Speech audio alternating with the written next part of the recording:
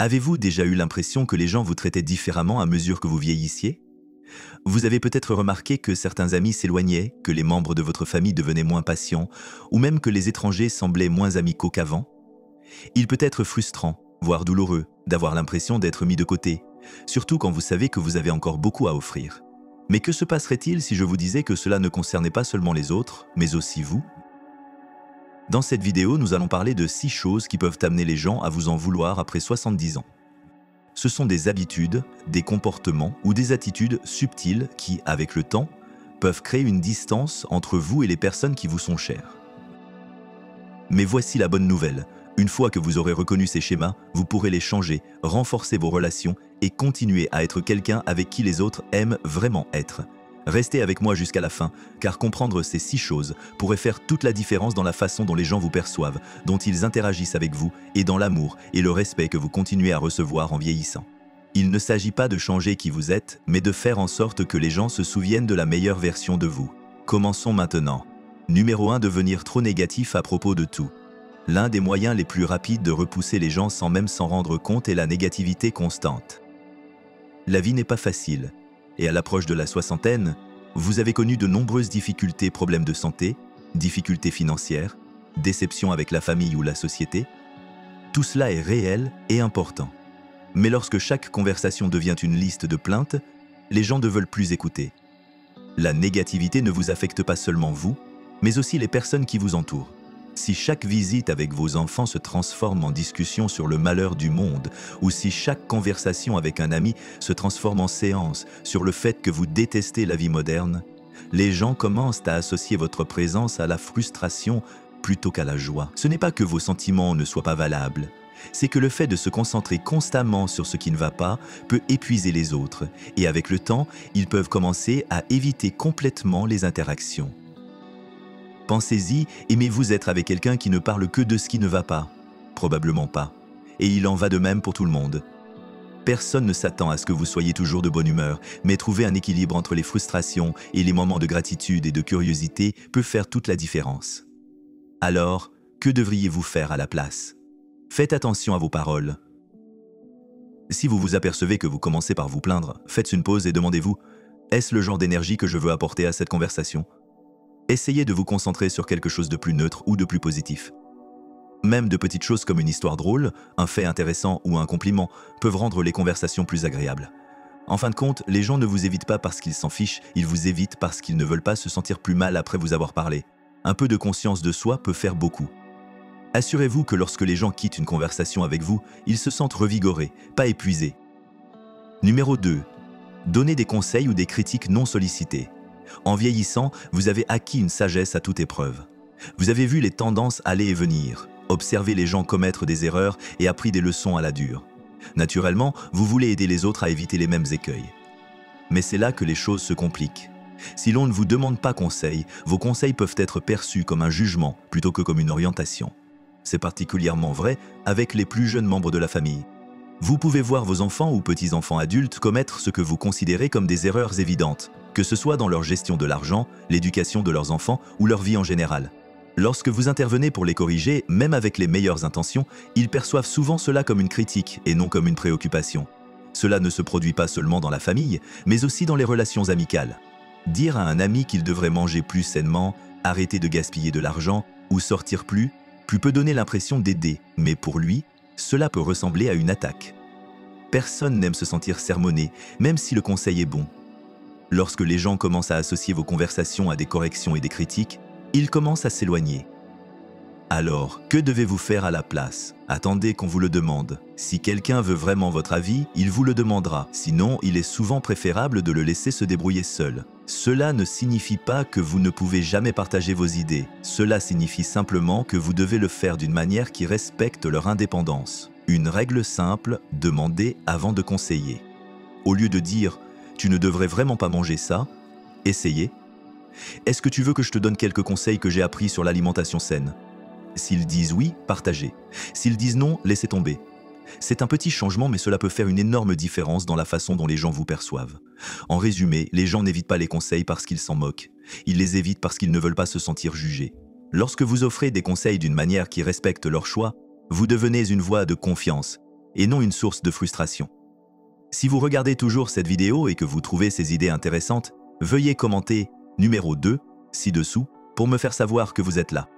Et si vous n'êtes pas encore abonné, je vous recommande de le faire et d'activer la sonnerie pour ne manquer aucune vidéo. Votre soutien nous aide à continuer à créer du contenu de qualité pour vous informer et vous inspirer. Passons maintenant à la troisième erreur, le refus de s'adapter au changement. Le monde change, il a toujours changé et il changera toujours. Mais l'une des plus grandes erreurs que les gens font en vieillissant est de résister à ce changement au lieu de s'y adapter. C'est compréhensible, vous avez vécu des décennies de traditions, de valeurs et de façons de faire qui semblent maintenant disparaître.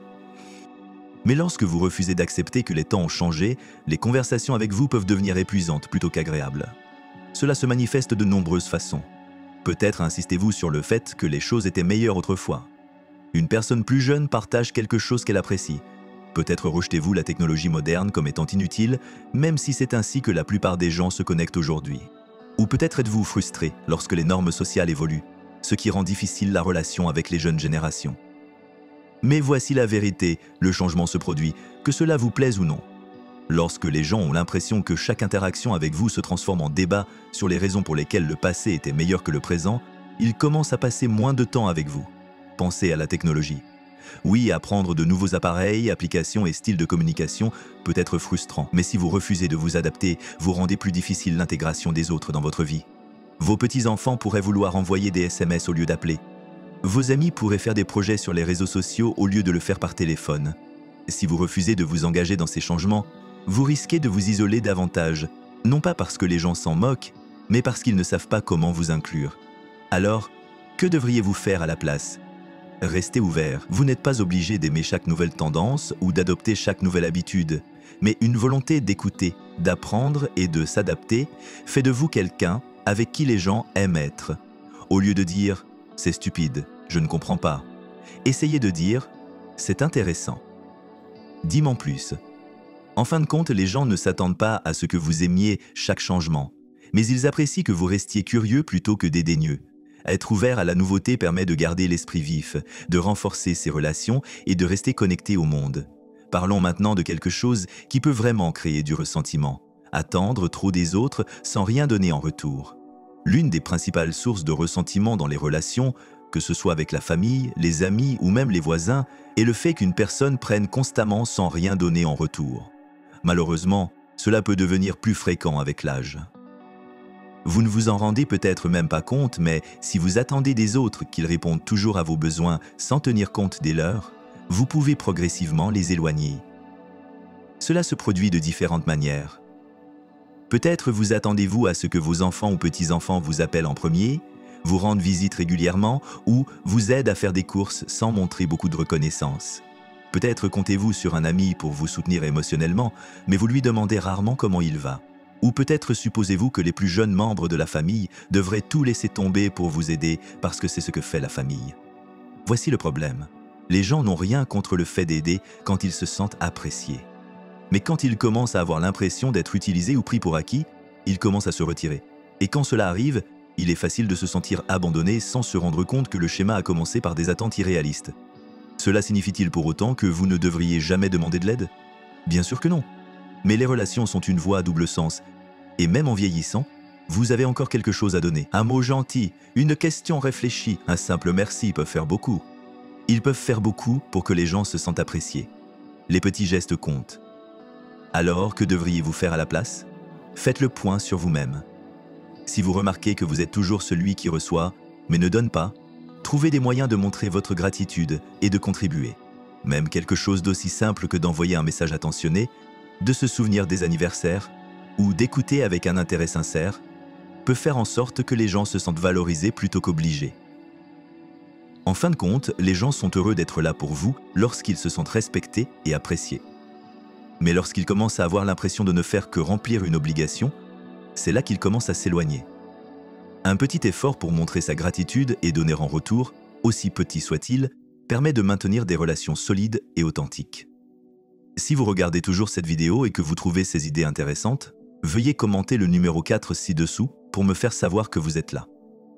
Et si vous n'êtes pas encore abonné, je vous recommande de le faire et d'activer la sonnerie pour ne manquer aucune vidéo. Votre soutien nous aide à continuer à créer du contenu de qualité pour vous informer et vous inspirer. Maintenant, allons de l'avant. Numéro 5, évoquer le passé trop souvent. Les souvenirs sont une chose merveilleuse. Ils nous rappellent les personnes que nous avons aimées, les expériences que nous avons vécues et les leçons que nous avons apprises.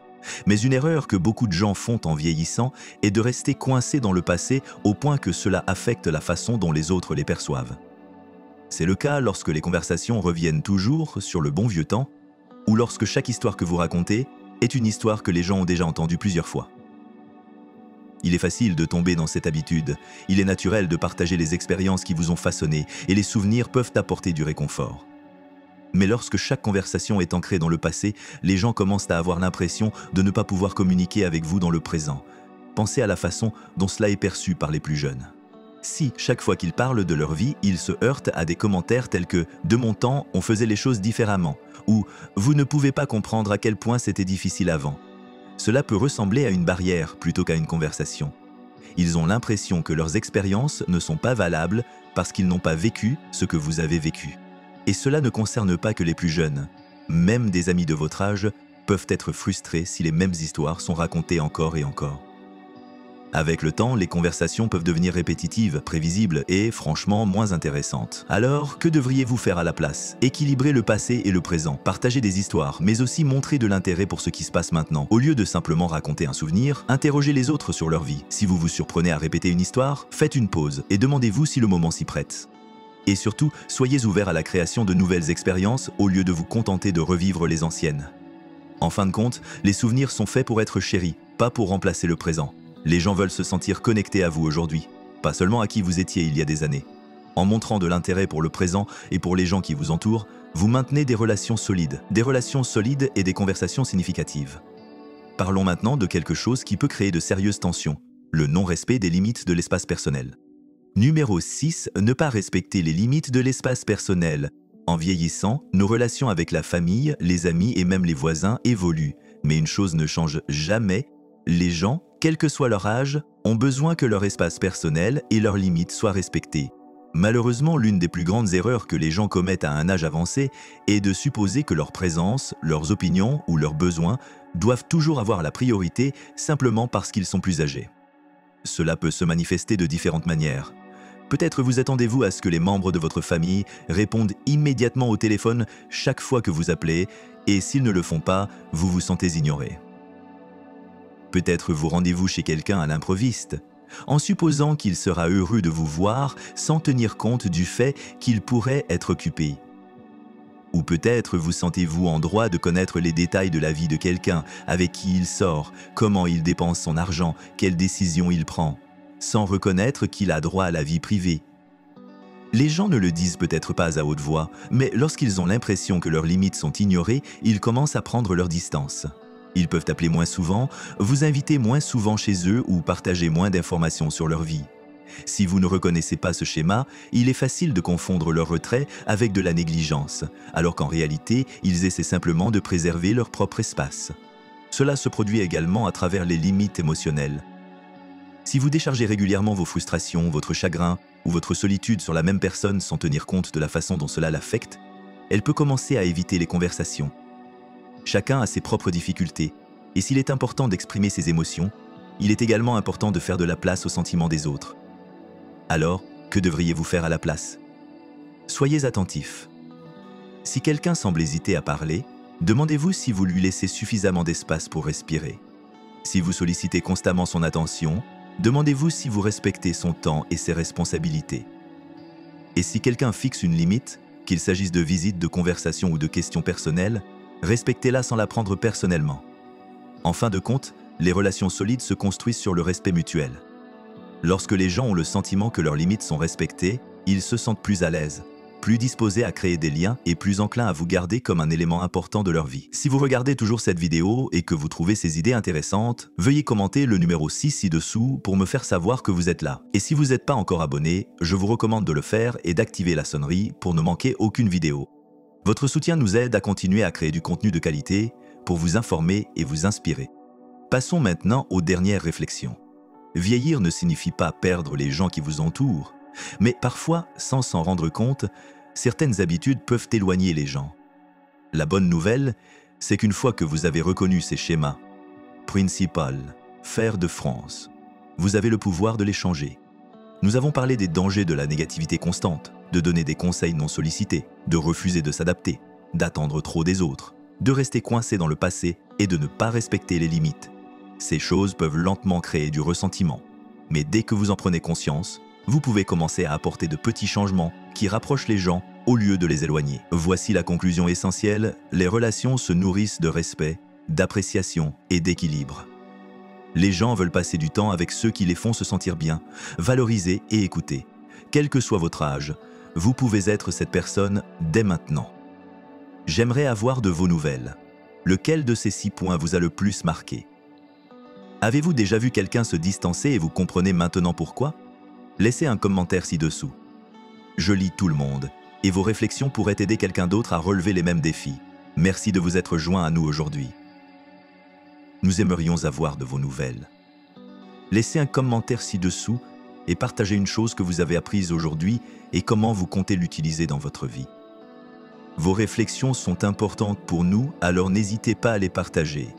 La lecture de vos commentaires nous motive et nous encourage énormément. Si vous avez apprécié cette vidéo et l'avez trouvée utile, veuillez l'aimer, vous abonner et la partager. Votre soutien nous aide à continuer à créer du contenu de qualité pour vous informer et vous inspirer.